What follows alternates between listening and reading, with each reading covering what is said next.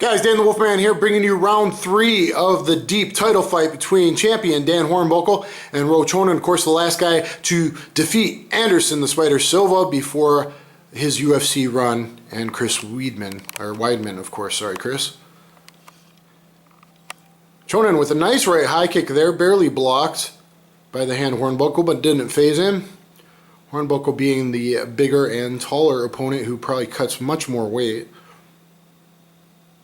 The Japanese, other than Yushin Okami, still have not come up to the level of weight cutting that the Americans have, and well, at least the Brazilians and Nova União, though I believe they cut too much. Oh, going for the flying scissor that he got Anderson Silva with, and he's locking him up, going for that inside heel hook. He's grabbing the knee with his left hand and is slipping out. I think Hornbuckle's going to manage to get out of this.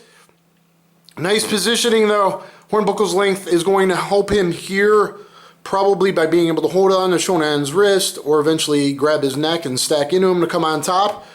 But if you're going out in your retirement fight trying to replicate your most known win against the GOAT, or current GOAT, greatest of all time in Anderson Silva, though, you know, John Jones and Fyodor Emelianenko might feel differently about that.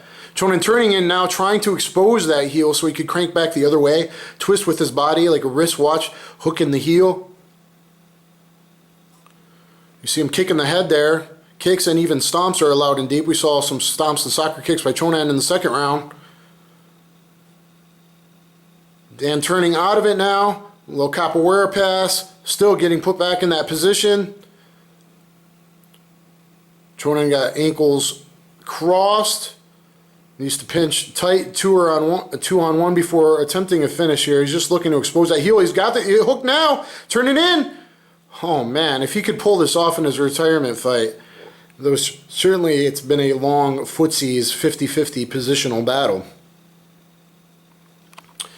And of course, in the long tradition of catch wrestling, events like deep pancrase shudo in Japan, playing footsies was going for leg locks, been around a lot longer than the current supposedly 50-50 position in jiu-jitsu competitions.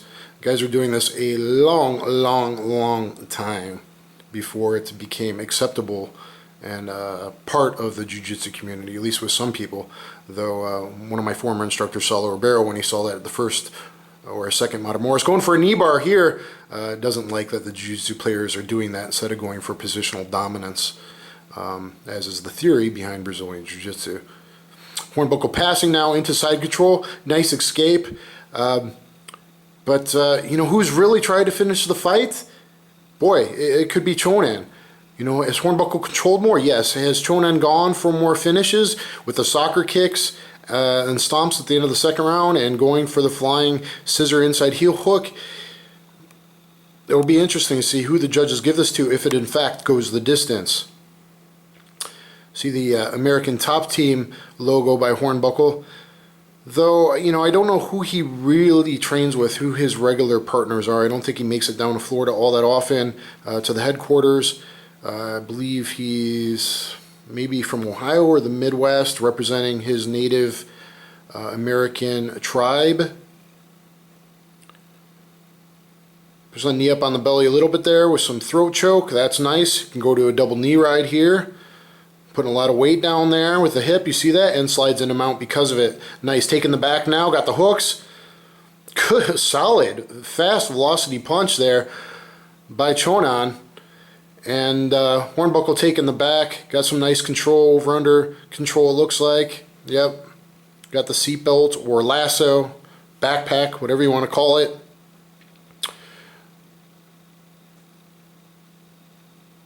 Chonan should, control that arm under his armpit there. Keep that elbow just pinched tight. Don't use biceps. Pinch the elbow to the ribs. Use structure. And then he can land those right backwards punches if he wants with relative safety.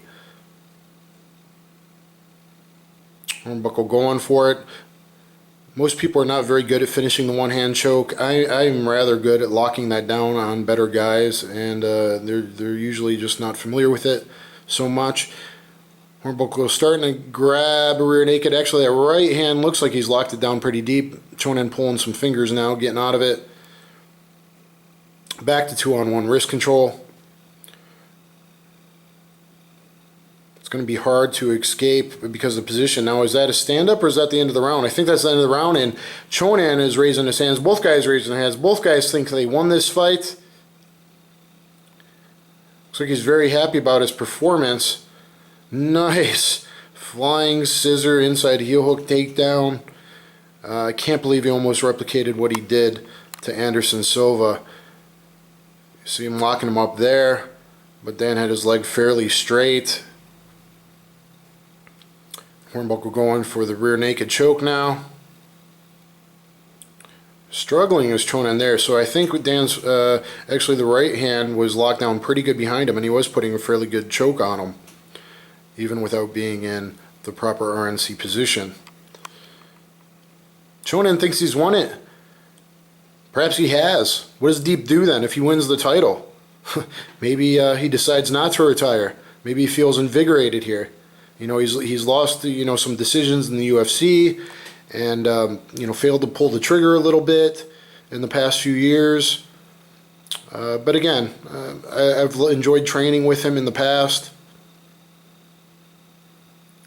I've never met Hornbuckle. Always a guy I liked watching fight. Let's see which one wins the decision here. And Deep, I don't know if you have, draws are so common. Do they do draws in title fights and then the champion retains? That might be a nice way to send Chonan on his way.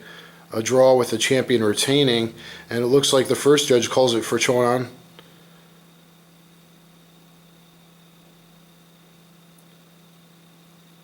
And the winner is Chonan. Wow, maybe he decides not to retire now that he's champion. You know, I do think he went for the finishes a little bit with more hustle, even if Hornbuckle dictated it with slightly better technical positioning on the back and technically superior foot positioning on the feet. But when Chonan brought it in the end of the second round, going for stops and soccer kicks, and the you know, of course, going for something very cool like that flying scissor takedown. That's probably what won him the fight, and being his retirement match, that may sway the judges a bit. Sympathy, and congrats to you, and see everyone there, happy for him. Some very sexy Japanese ring card girls here. I like the outfits that Deep's throwing on these girls with the, anyway, the Piranha, champion. He did it. Hope you guys enjoyed it. Thanks.